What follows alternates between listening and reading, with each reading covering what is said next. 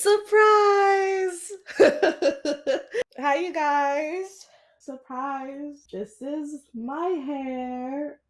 It is red and black officially. My hair has always been red. It's been faded out, and I have been waiting for a moment to get my hair dyed by a TikTok influencer. And I finally did when I went to vacation in December. So it took a lot of hours, but my hair is finally completed and I couldn't be more happier with it. I am going to insert the video of my hair process so you guys can just check it out. And this is the person who did my hair. Alejandro was so great and amazing, and 100% totally recommend. All right, you guys. So this is episode 9. This is wonderful. Let me tell you, I know I kept talking about wanting December to end because thinking January would come, I would get out of whatever this funk I was in, and unfortunately, I'm still not out of it. I mean, things are better than what it was in December, which I'll get into in a little bit, but it's just it just hasn't been going good. I think my anxiety is really coming back, and it's funny to me because it's like my own anxiety scares me. And I think that's crazy kind of to hear, like someone's anxiety scares yourself, because I feel like it overtakes so many things for me that I love to do. For example, like I literally needed to do 10 seconds of talking in Spanish in front of an audience, which I understand a lot of people are nervous speaking in public or in front of people. I totally get that. I have never been afraid of doing that. I love doing that. Um, I'm comfortable doing it. But when they told me that I have to do literally just this announcement in front of almost, I don't know, 200 people, my anxiety was just going off the roof. And I'm like, what is going on? So, like, it shouldn't be coming to overtake some of the things that I like to do in life or that naturally come to me. And it's really annoying because I also want to go hit the gym the other day. And I swear, like, I thought and I felt like everyone's eyes were on me. And that's what I go to the gym really often. Like, I go to gym, I go to MMA. I'm used to this. But whatever it was, anxiety through the roof. So I'm trying to calm down. I'm trying to relax because I don't want this to get worse. I'm really trying to make this better for myself. It's just been really crazy. And I think a lot of changes need to be done in like my personal life, just like with the next steps that I need to get together, because I'm going into like a new phase of life. Like I can see it, I feel it, but there's like something that's stopping me from getting there. And I'm trying to figure that out. I'm trying to work through that. But, anyways, how have you guys been? I hope you guys have been great. This episode is going to show you a little bit of the side that I have had to deal with since I was a young girl.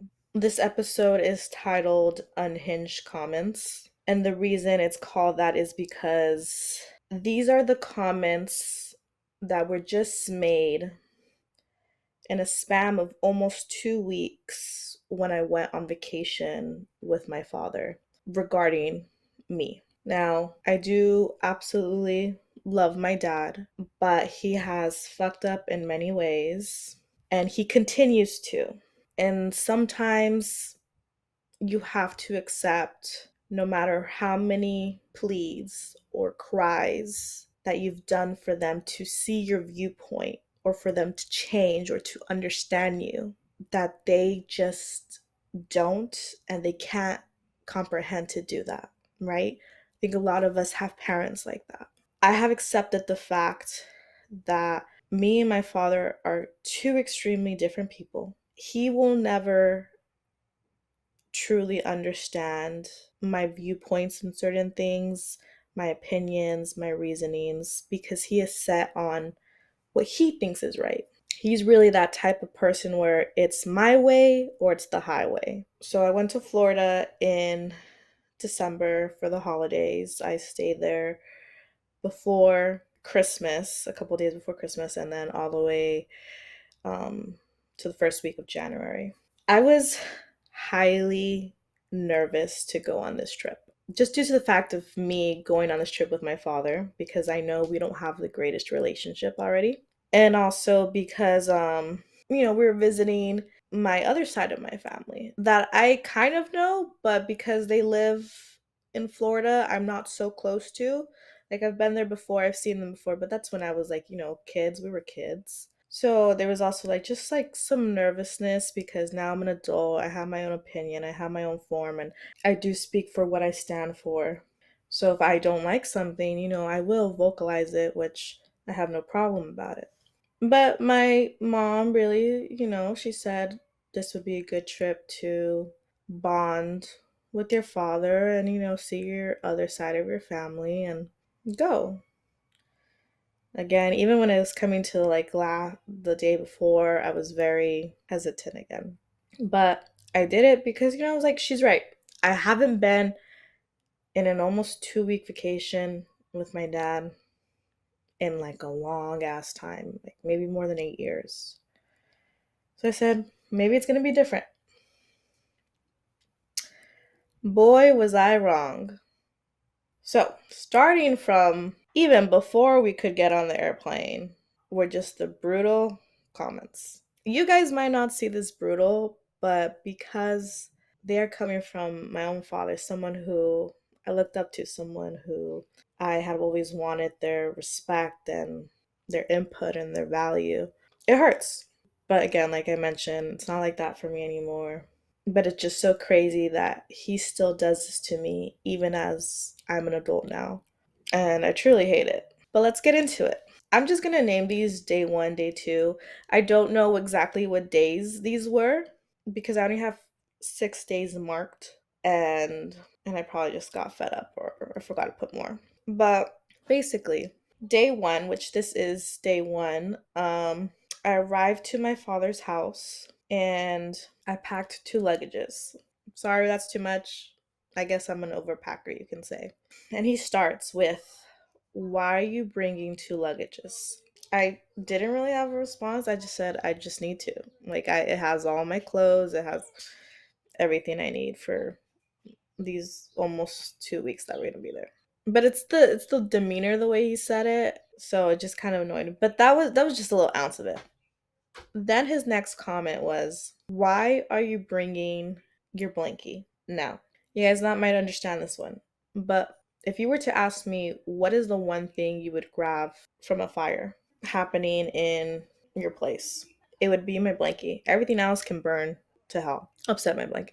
This blankie has been with me since before I was born. They gave it to my mom when she was pregnant, and it has like a unicorn on it, and it means the whole damn world to me.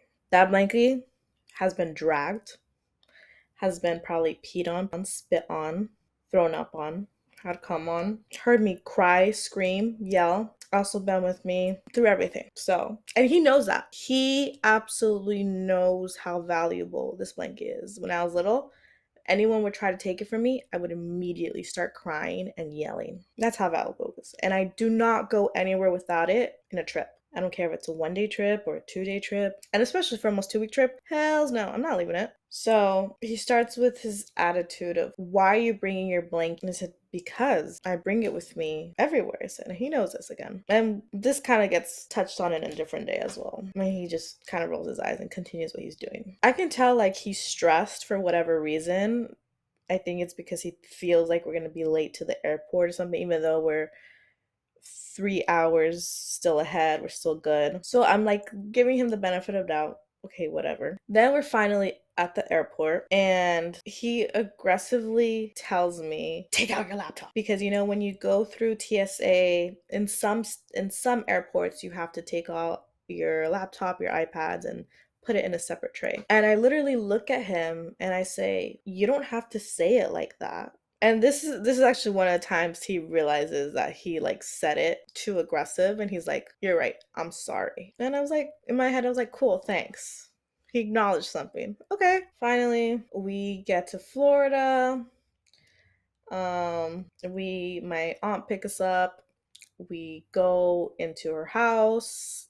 The time difference is like 4 hour difference, so we wanted to sleep when we got there. When I started putting my stuff in the room that we were sleeping in, he immediately says, "When you wake up, make sure you unpack everything and put it away." So playing devil's advocate, I can see some people like, well, makes valid, you should put your stuff away in the shelves and stuff if you're going to be there almost 2 weeks. And some other people may be like, hey, I'm just going to keep it in luggage because eventually I'm going to end up going back home. I'm a mix of both, depending how I feel. I'll do either or. But it's the fact that the way he's kind of like, you have to do it. And it's like, well, if I don't want to, if I want to leave it in my luggage for a little bit, like, it's not going to hurt anybody. But cool, whatever. Then I went to sleep, and I think I woke up maybe, I don't know, 4 hours later, five. And when I start getting up from bed, I hear my neck literally crack. Like, and as soon as that happened, I could no longer move my neck to the left. Officially, my neck went stiff and I could no longer move it. And if I tried, I was in absolute pain. And I was like, okay, Catherine, don't freak out. Let's give it like 5 minutes. Because that has happened before where my neck gets stuck. And it takes about maybe like 2-3 minutes for it to like get unstuck. But the crack, I had never heard a loud crack like that before in my neck. So I waited, I think maybe about 8 minutes, and I tried moving again. That's where I kind of started freaking out. And my dad wasn't in the room. Thankfully, my phone was nearby, so I was able to grab it. And, I messaged him and I said, Dad, can you please come to the room? Thinking he was downstairs. I need help.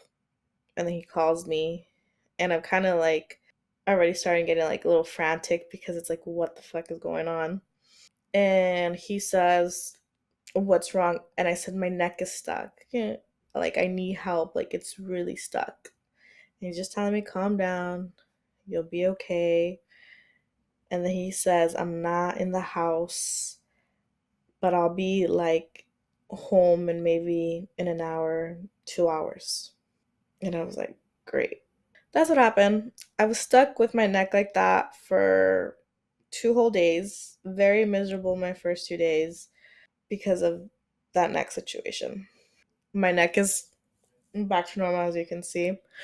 Uh, it just involved a lot of icy hot patches and medication to unlock. I don't know what the hell happened. It happened. Oh well. But anyways, because I couldn't move, like standing up or anything, my aunt decided, she asked me, if I wanted food, and I said sure. She said, okay, I'll bring you food. So she brought me a tray with some hot dogs and a drink. And keep in mind, I can barely move my neck, so I'm trying my hardest to eat this hot dog and not spill anything. And I accidentally dropped a splat of ketchup on the white cover. And my dad sees that and he's like completely angry about it. He's like, seriously, Catherine? And I'm looking at him like, it was an accident. I didn't mean to. So, but then I put, like, he gets like really annoyed and angry about me that. But then one of the days that we were there, he knocks his wine glass over and spills it on my two cousins sitting next to him and also on the whole table. So it kind of like got me upset, as like, oh, so you can do a mistake, but I can't. Like, what you did is, I feel like, is much worse. You knocked it on two people and it's wine. Wine can be very difficult to take out. I just don't like that he will judge me for a same mistake that he could make. Okay, we'll say day 2. My father throws out this comment where he says, "This is the second time you've done something like that. We'll have a talk later." First of all, I don't even know what first time he was talking about. I didn't even ask for him to elaborate because I didn't even want to get into it. But for the second thing that he was talking about, it was a conversation about, I had asked my cousin if it was okay that I could drive. I didn't want to use her vehicle and her feel any type of way because I know some people are picky about driving others' cars. Because her mom said that she didn't like driving, so I had offered if she wanted me to drive. So I was just double checking if that was okay with her. Somehow, I guess my dad got somehow, I don't know, offended, annoyed that I doubled or triple asked to make sure she was okay with it. And he throws out, "This is the second time you've done something like that. We'll talk about it later. You're being rude." And I was puzzled and I was like, "You think I'm being rude?" I said, "You want me to ask her if what I asked her was being rude?" He's like, "No, you don't have to do it." I said, "No, I'm going to do it because you think I'm being rude when I know I'm not." So I asked her in front of him, "Was I being rude to you right now?" And she responds, "No, not at all." So that was like, it was really random. Like, I was so confused. You're probably even confused hearing this. Just like how you're confused, I'm confused. But anyways, we didn't even talk about it later. I think he forgot or he just didn't want to deal with it. Ooh, this one triggered me. Mhm. We were at the family dinner table. I don't know how the conversation started about, but it first started somehow my aunt or uncle asked me, and this is my aunt, uncle, my father, my two cousins, and then later on my cousins' partners come in different days. But yeah, it's all of us. And someone asked me, "Oh, has your father hit you before?" I said, "Yeah, many times." When they asked me that question, I assume like any type of hitting, whether it was like with his hand, with a shoe, with a belt. I've gotten hit all those type of ways by him. And I guess at first they were just talking about like a hand whoop. And then they ask, "Oh, but not like with a belt or anything." And I said, "Oh, yeah, he has. That's what I was talking about." And my aunts and uncles jaw drop. And my dad immediately says, "No, Catherine, I have never hit you with the belt before." Oh my God! You just said what? Literally, when he said that, I said, "Do you want me to call up my mom right now so she can tell you how many times she's witnessed or how many times I've cried to her when you've hit me with the belt or dragged my hair across the couch?"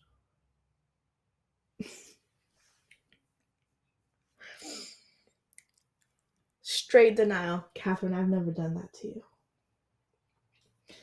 And then, luckily, because this could have gone easily like into a fight, then my cousin kind of chimes in with his dad. He's like, "Well, you've hit me too."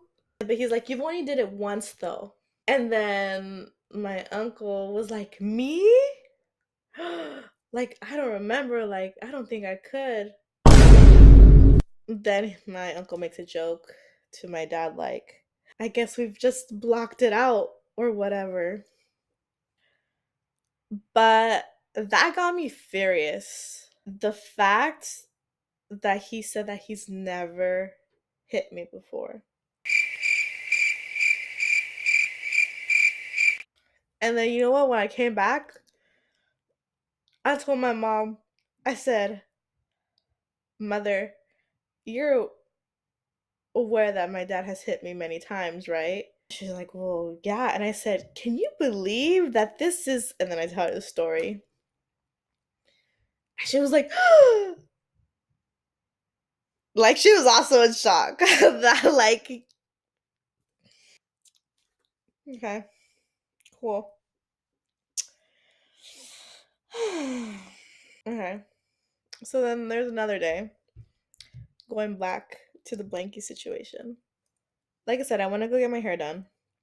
Where we were about almost 2 hours away from Alejandro, who did my hair, and where he was located at the salon. And because it was gonna be like a 2 hour trip, and sometimes my dad likes to drive with the windows down to keep himself up, which is totally cool. I wanted to bring my blankie, so I brought it downstairs and I was ready to go because we had to leave super early. And as soon as he saw holding my blankie in my hand, he immediately starts, "Why are you bringing your blankie? Go put it back. You don't need to take it." And literally, I was like, what in the world is going on? What kills you so much about me bringing my blanket along with you? Is it touching you? Is it killing you? Is it hurting you? What is it? But it was the fact that we were literally gonna fight about a stupid blanket that I just wanted in case I took a nap or I got cold. And a lot of these things may not seem awful what he says, but it's the way the demeanor he says it to me. And obviously, I can't say it the way he said it, but there's always a way to deliver your messages, and he's just not good at that. Now, another day that I noticed was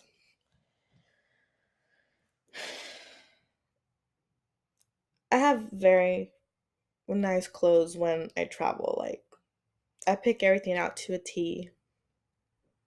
And when we went on this trip, I know especially he wanted me to be dressed very proper, very modest, very whatever. He's very picky. And I noticed like a lot of times my uncle would tell his daughter almost every day how beautiful she looked. And he would say, "Oh, qué hermosa te miras hoy, mija," or "qué vestido tan lindo," or, little compliments like that. I feel like I'm putting in the extra mile, putting in this extra effort to the way he wants me dressed, to the way he wants me to act, because he doesn't want to be embarrassed by me. And I don't get any compliments from him. And it's not just on the trip, but almost throughout my whole life. I rarely get that "I'm beautiful," or "you look pretty," or "those are some nice sunglasses you have." I get negative comments. But yeah, so that's another thing. Now, I know in the South there's only Waffle House. And since I've experienced Waffle House when I went in the South, I wanted to get it since I had an opportunity to get it in Florida. Because who knows when I'll be back in the South. And when I asked my dad, "Can we go to Waffle House?" Automatically shuts it down because I think it was around like 3 or 4. And he's like, "Why do you want to go to a Waffle House? Look at the time it is. It isn't about you. I also want to have lunch." And I look at him and I'm like, cool. All right. So, unfortunately, I didn't have Waffle House before I left. And that really sucks because I don't know when I'll ever have it again. Now, this is another one that triggered me. On day 7, two other family members of my uncle's side came over. And that night they were preparing potatoes and steak, little pieces of steak. And everyone was only allowed to grab 3 pieces, so everyone could have enough. And we all sat down, we ate our dinner. Everyone finished eating their plates. And there's a couple more steak pieces left and mashed potatoes. And my uncle said, Catherine, if you would like to go get some more, feel free to go get some. And in my mind, I was like, okay, great, perfect, you know? That's exactly what I went to go do. I went to go get 3 pieces. I think I went to go get two pieces more. And then I got a whole nother full serving of mashed potatoes. And then I sat back down. And then I finished eating my plate. Earlier that day, I had baked cookies for everybody, just because. And then my uncle says again, oh, does anybody want ice cream? And I say, no, thank you. And I just brought up, oh, don't forget I also made cookies if you want to have some with your ice cream. He's like, oh, yeah, good idea. And so while he went inside to go grab it and then bring out the ice cream and the cookies, I was like, oh, you know what? I need some milk for my cookies.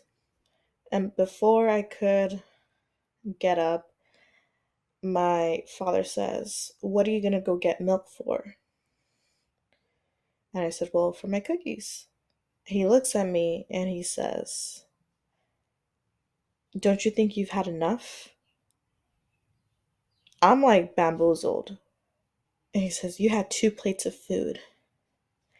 And now you're going to eat cookies and you want milk?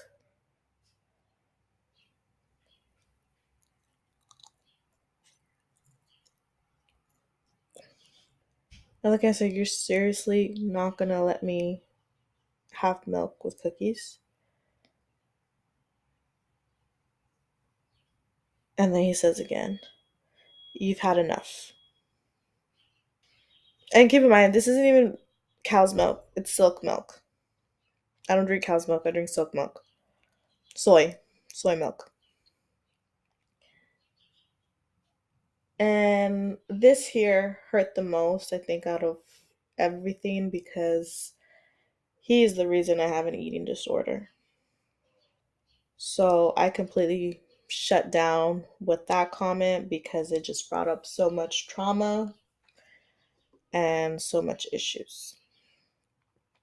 Because he has a problem with the way I eat and has always wanted me slim, like a 100-pounder and whatnot.